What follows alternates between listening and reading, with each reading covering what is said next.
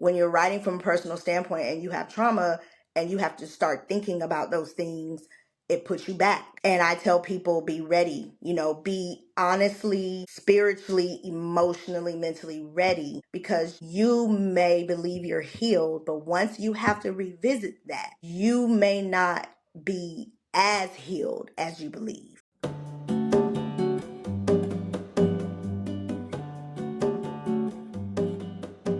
Welcome to Rooted and Rising, where we focus on becoming whole through the mind, body, and spirit together. My name is Lamisa. We would like to welcome Angela Allen, a writer, coach, and mentor. Hello, everybody. Angie, at what point in your life did you know writing would be something you wanted to dive into full time? Actually, not until probably around 2015. I have always been a reader. So I've been reading since I was probably in kindergarten. And I read so much, like I was on a reading level that was always above my age. So, like by eighth grade, I was already reading like adult fiction. Of course, appropriate adult fiction, but I was already reading adult fiction by eighth grade because you know the the eighth grade books or even the high school books, they weren't interesting to me because they weren't advanced enough. But I was always interested in reading. So about 2015 or 2014, I would say, I began to like think, okay, I wonder if I could be as creative, as the writers that I read, because I mostly read fiction. And so that's how it came about. I had doodled like quite a bit, just different things that I thought about from reading other books. And so I just went full speed ahead and was like, I'm just going to write a book about things that I've seen on TV, just create a story, different characteristics of myself, and see what family thought about it. Because I have my aunt that read, cousins that read, and that's where it went. And they were like, they thought it was interesting, they thought it was great. So I just kept going. I can't hear you. Interesting that you talk about family, because my next question is there a person in your early life that supported you in writing? Everybody really always supported me, like my mom, my sisters, my aunts. I mean, I would say particularly my late aunt. She passed away in 2018. She was an English reading teacher for like 30 something years. And so I know that's pretty much where I got it from, because I would always go to her when it was books we needed to read in school. Like, Auntie, what, we're reading this book. And of course, it was something she already knew because that would be part of her curriculum. And so I would say, pretty much my whole family, but she was like one in particular that was always like rah rah for me. Because she actually edited my first book for me. And it was so funny because it took so long because she was so busy reading it instead of editing it. And so her and then a cousin of mine, because she's a avid reader, she was the first person that I actually let her read the manuscript to tell me, was it something that she thought would be interesting. Has your creative process evolved across your different roles as a writer, narrator, host, and coach? Ooh, it's I've learned a lot when I look back on my very first book and then what I began writing now. I've seen the growth in understanding character build up, and that goes across being able to narrate, for certain, productions, and certain scripts or things that people, allow me the opportunity, because, having to learn, who you're representing, what you're representing is very important. Because of course, when you listen to animated films and you hear the different people narrate, you have to get to that point where you understand the characters. So learning over time, especially also with coaching, every individual has their own journey. So coaching different people on their writing journey, You learn how to interact with different people's feelings and emotions and even triggers. Because if they're writing from a personal standpoint and their trauma comes up, you have to know how to navigate with them through those situations when they're writing, because they may get stuck within that. And so I've learned so much over since, like I said, 2015. It was 10 years this year that I've been writing. So, just the different aspects of the journey and growing and the different people that you may work with. What if wellness wasn't just about your body, but about your whole life feeling good? The 2026 Wellness Powered by You digital planner is designed to empower every part of you with weekly insight, questions that guide your inner growth, and reflection space to help you honor your journey. True wellness means a calm environment too. In your new 2026 planner, you'll find quarterly prompts for closet cleanout, home deep cleans, and car maintenance checklists to keep your space as clear as your mind. This is wellness powered by you. Be organized, be intentional, and leave 2026 a different person than you entered. Get your 2026 planner now at the link below. What was the plot of the first book and your inspiration behind it? So the plot was a particular woman that was married, or that is married, and she and her husband got together, love each other. However, they would participate in different little escapades with other women. Um, at some point, he got to a point where he was like, "Hey, been there, done that. Let's just concentrate on our marriage and move forward, have a family." But she wasn't trying to hear that. And so she had a best friend that always tried to get her to do the right thing. So there were other characters that came into play, that they all ended up being a part of each other's lives, that made the story interesting because she thought she could still go on to do what she was going to do. But her husband ended up finding out all of her secrets, as well as her best friend. And she was surprised at some point on what her husband knew, and he had his own background plan. And then all the characters, like I said, ended up coming into each other's lives and being a part of each other's lives by certain decisions they made. My inspiration from it was, I love TV. So I watch a lot of TV, a lot of movies, a lot of shows, and I just take different things that I see, different scenarios, different situations, and just write from them. So that my first book was more of a drama, um, because of that. Her name, I named her Loyalty. So the name of the book is the true essence of loyalty. And so I wanted to give the readers a sense of, this is what happens when you believe someone is truly for you, but they have their own agenda. But also believing that everything happens for a reason, and God does what he does best. He does his own thing regardless of what you're trying to do, and allows the very people that you're trying to wrong to come out better, and even you, because you're going to learn a lesson from it. So there is a part one and two from that, so you could see, how it all unfolds. But yeah, that was the inspiration, and I always take characteristics of myself actually in each character in every book that I've written. Oh, always. Can you share a moment that allowed you to step outside your comfort zone? Oh, so that moment was when I decided to write a mature book. Most people call it erotica. Um, I am a big Zane fan, the writer Zane, which her books are erotica. She's had a show on Showtime back in the day.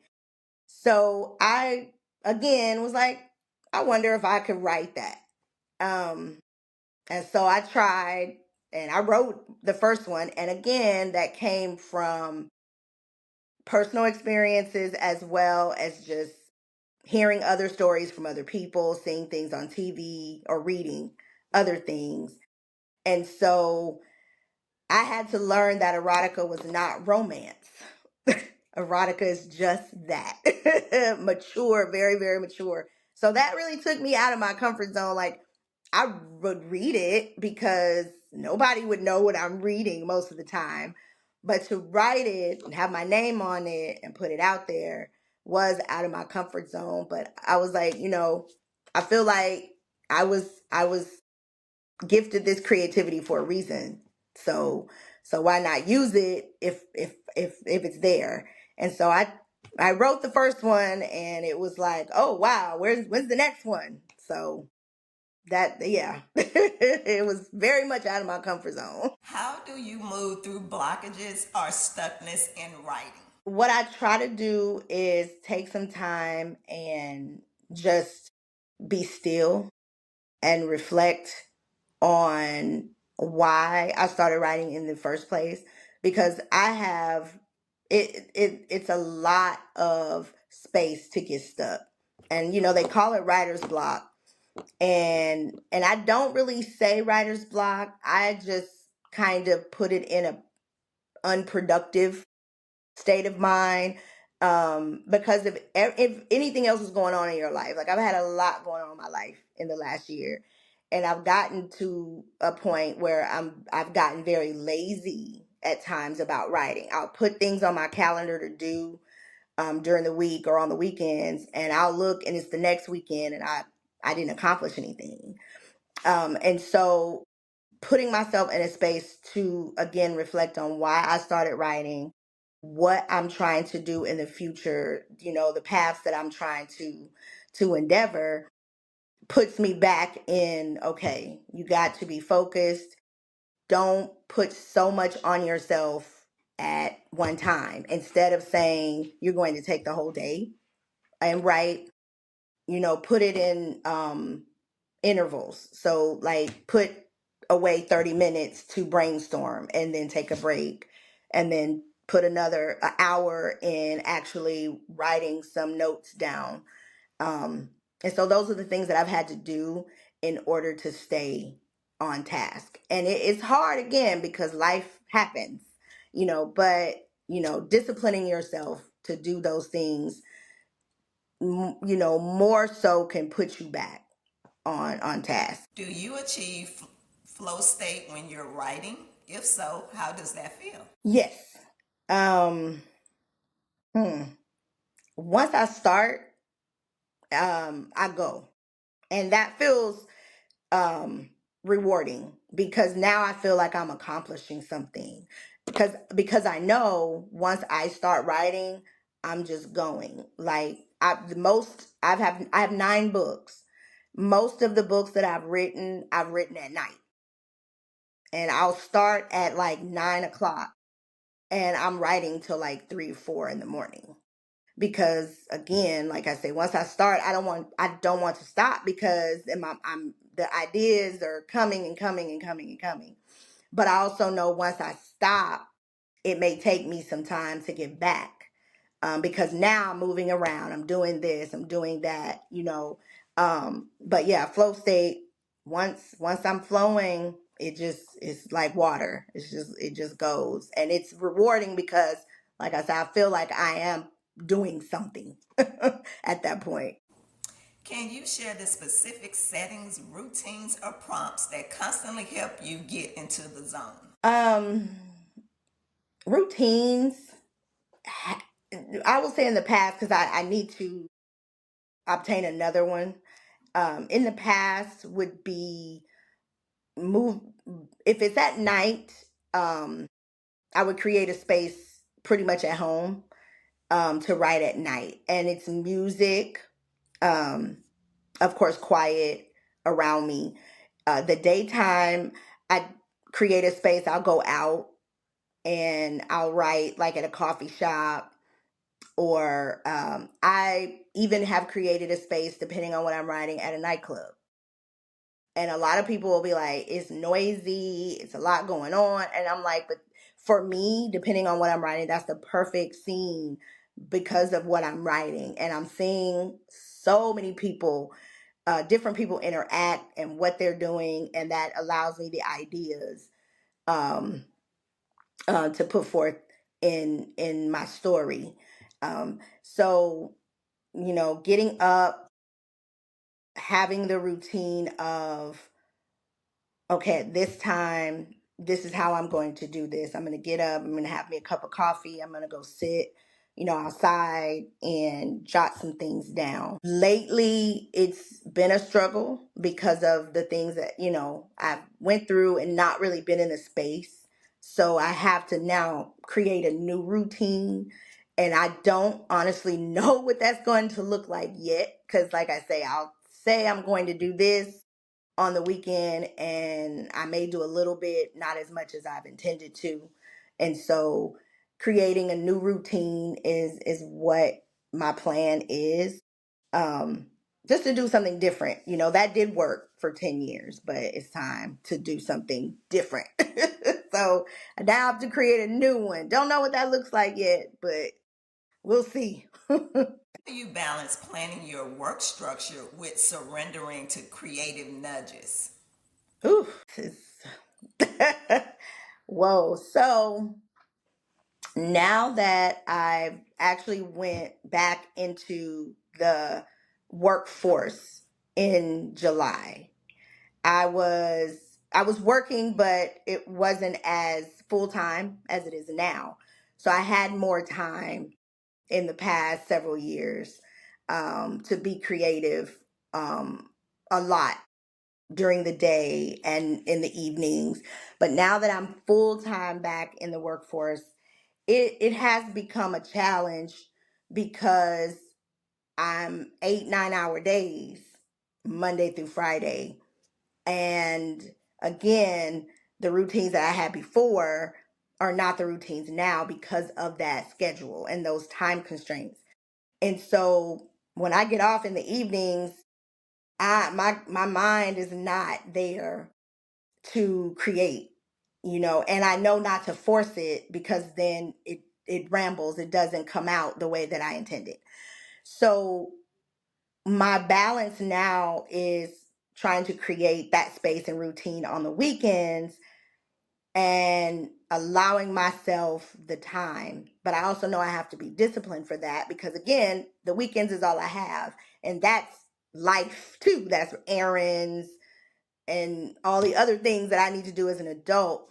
And so that balance is starting to work itself, work in itself. Like, I don't have like a straight, sure balance yet because it's kind of, I'm doing it in spurts. I'm doing it as I can. Um, but it's starting to become more manageable because now I know what I'm trying to accomplish because I'm doing some things different with my brand.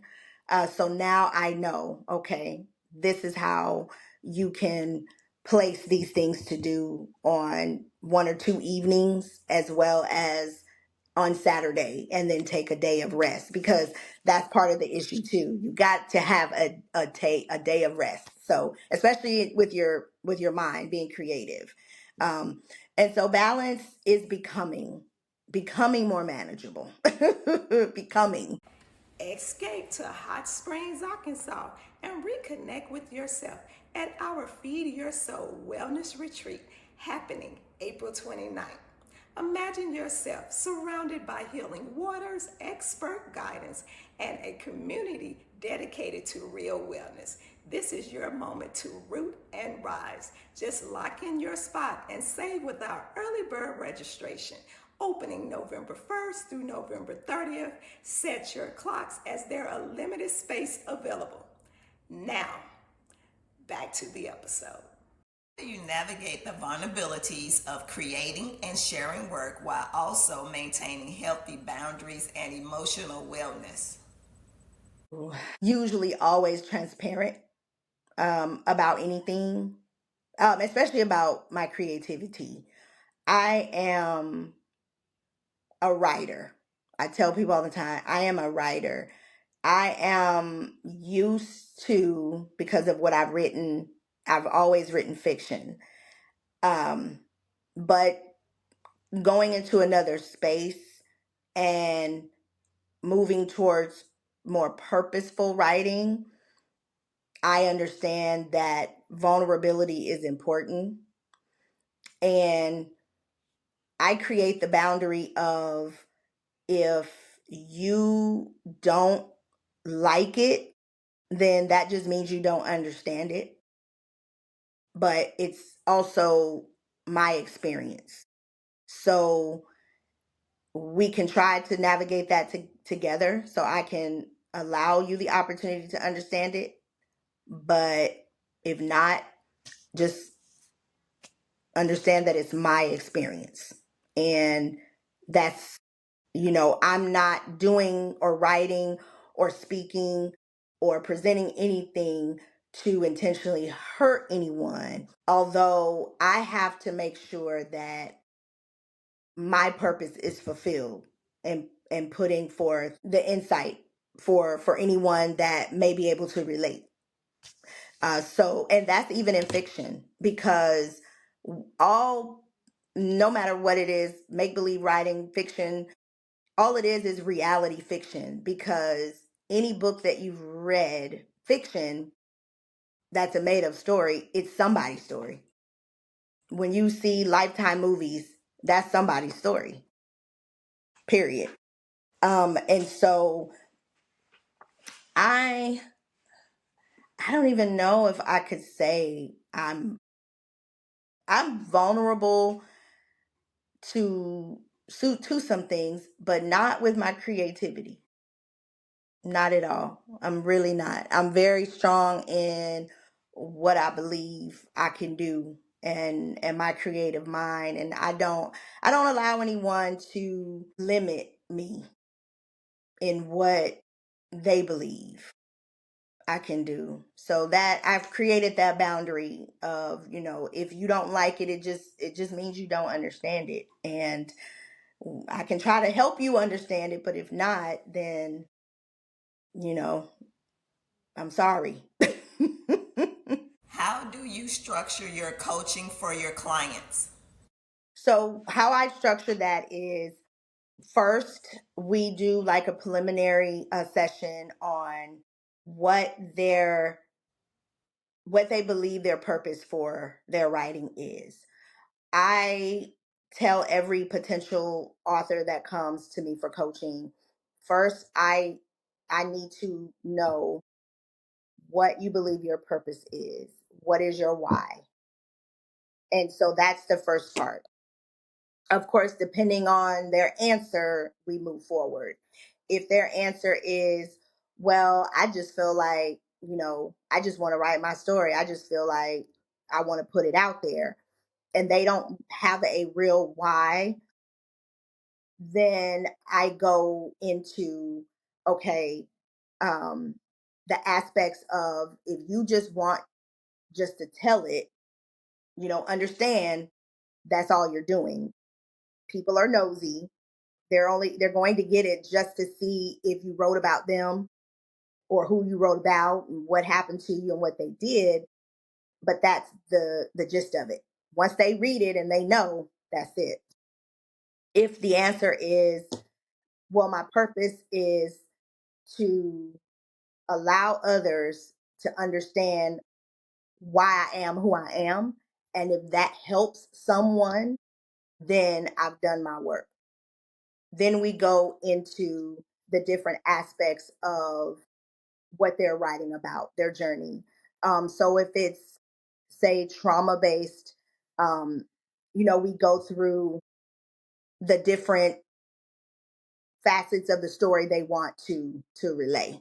So if they want to start from birth on to now, I structure it into, okay, let's start as far back as you can remember about your life. 5 years old, 6 years old, and the things that was going on in your life or wherever the starting point. We go from their starting point, and then we keep moving forward. I may stay in a certain point because of trauma or circumstances that now they have to relive, because when you're writing from a personal standpoint and you have trauma and you have to start thinking about those things, it puts you back. And I tell people, be ready, be honestly, spiritually, emotionally, mentally ready, because you may believe you're healed, but once you have to revisit that, you may not be as healed as you believe, because now you're revisiting something that really broke you at some point.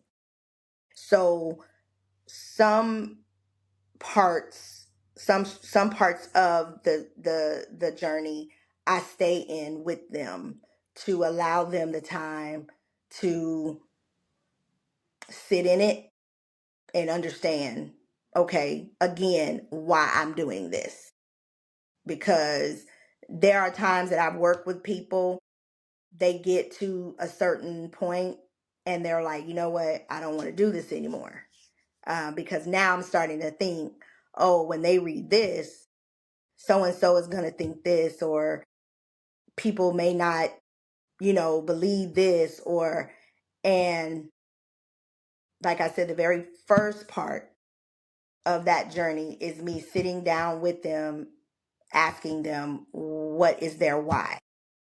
And if their why is, I want my story to be able to heal myself, heal me, and heal someone else that may be going through something, then that's all that matters. Nothing else matters. This is your experience.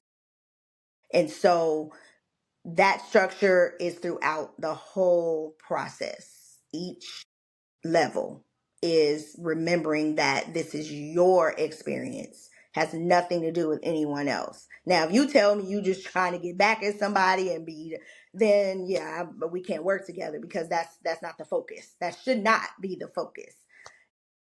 However, I structure my timeline for coaching is either 30 days, 90 days, or 6 months, or a year. And some people are not getting coached because they're writing a book. Some people are getting coached because they're just journaling and they want to learn how to journal their thoughts and their emotions, without feeling either too vulnerable or feeling like they're doing something wrong by putting it on paper. And so that's pretty much how my structure goes. I like to allow people the time, the mental space to reflect on, what they're doing, because it is a journey. What's one wellness practice you've adopted that surprised you with how much it enhanced your creativity? I just thought about this the other day. I like taking baths. I love taking baths with candles and music. And this is creative mind, when I don't feel good, physically and mentally. But it does allow me the mental space to create. And because, again, outside of TV, I love music. Music, oh gosh, music is the forge to make me want to just do something. And it's all kinds of music. So I know a lot of people personally that don't like, they don't take baths, and I don't take them honestly to bathe. I take them for self-care. Like, the water allows me um to relax. And like I say, I make it a whole thing. I make it, with candles and music, and I make it a whole experience.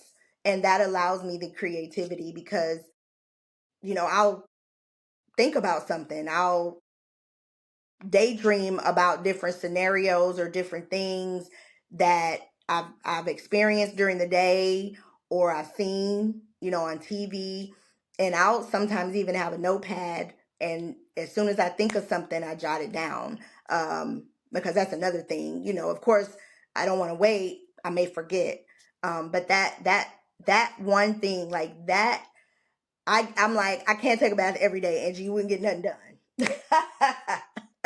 So I have to, like maybe twice a week. But that is the one thing that, oh my God, that is like the best thing for me. Looking at your creative life holistically, what does success actually mean to you beyond external matrix? It means peace. It means, oh, good, like the most complete, utter peace and joy. Um, I can have all the money in the world, and okay, money allows us to be able to make decisions, right? But money doesn't create peace, because it's a lot of people out here with money, and they are just mentally anguished. um, so peace, serenity, joy, and being able to help others, being able to give back to others, my community, and then of course at that point take care of my family. But that's because I'm able to be present and available, emotionally, physically, mentally, and spiritually, for everyone in my life.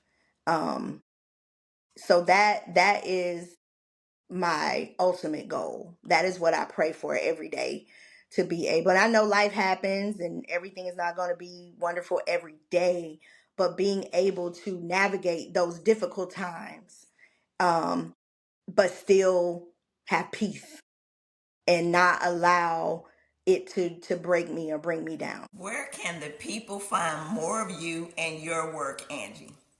So I am on social media. I'm on Facebook. I'm on Instagram. I'm on TikTok. I'm on Threads. And you can find me. It's under AK, The Ultimate Experience. I was Angie K Books, but now that I'm moving towards some other things and not just writing books, I'm rebranding myself. And so all of those platforms you can find me.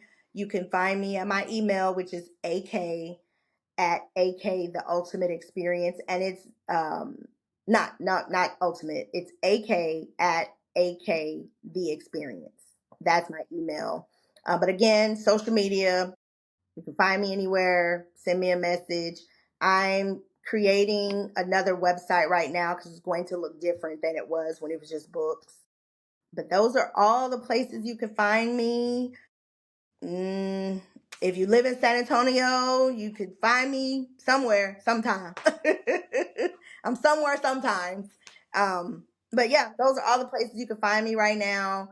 And once I, get the website up and everything, of course, everybody will be able to go on there. But just now that I'm doing different things, I'm still writing, but again, I'm more so into creating stories. So if that's for a movie or a show or anything like that, that's where I'm moving towards, and then still coaching people on their writing journey.